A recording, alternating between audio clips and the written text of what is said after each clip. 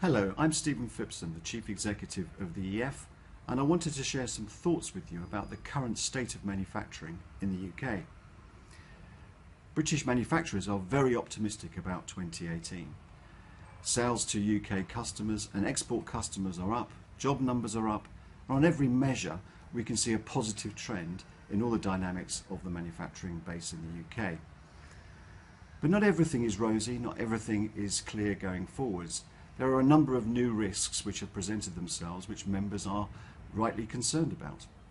Clearly one of the main risks is Brexit and what's going to happen there, the uncertainty around Brexit, and really pushing hard with the government to make sure we have a clear way forward in both the transition agreement and in terms of the longer term end state for the relationship with the EU.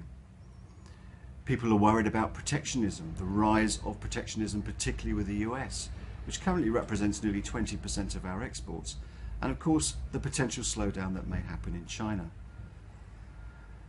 You've heard a lot in the press recently about productivity. Manufacturers have this as a priority in their planning going forwards, and all the issues around how productivity in the country can be improved.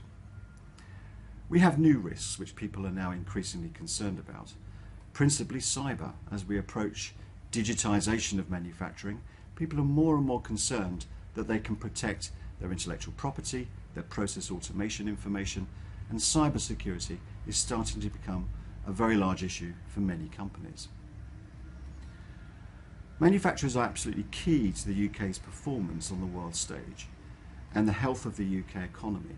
The UK is the fourth largest global exporter.